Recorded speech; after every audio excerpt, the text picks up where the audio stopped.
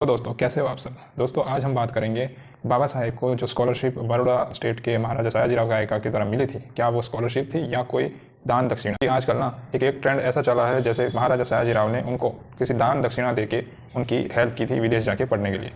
तो सच ये है कि महाराजा सयाजीराव पहले से ही सोशल रिफॉर्म उनके काम किया करते थे। सत्यशोधक समाज से वो बहुत प्रोत्साहित थे और उन ज्योतिबा फुले से वो अच्छी तरह से मिले थे और इनको प्रोत्साहित भी किया था। ऐसे ही कई सारे ये सोशल रिफॉर्म के काम से वो जुड़े हुए थे। डॉक्टर आंबेडकर के साथ साथ 3 और विद्यार्थियों को ये स्कॉलरशिप मिली थी।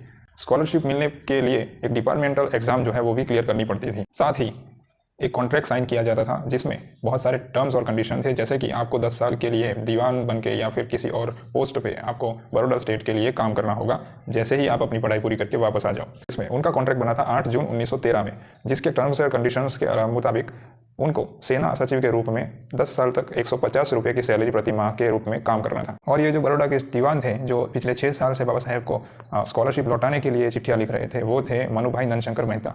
नंदशंकर मेहता बेसिकली गुजरात के बड़े ही फेमस राइटर रहे हैं। करण खेलो जैसे फर्स्ट नॉवेल गुजराती की उन्होंने लिखी थी और उनके बेटे मनुभाई नंदशंकर मेहता जो कि बड़ौदा के उस समय के दीवान थे। 1916 से लेकर 1927 तक वो बड़ौदा के दीवान रहे थे। तो जाहिर सी बात है कि उन्होंने ही ये चिट्ठियाँ बाबा साहेब को लिखी थी। तब बड़ौदा के महाराजा सयाजीराव गायकवाड़ ने आश्वासन देते हुए बाबा साहेब से वो कहा कि उसका दिमाग कुछ ठीक नहीं है, जाने दो। ठीक है, तो ये चीज़ें थी।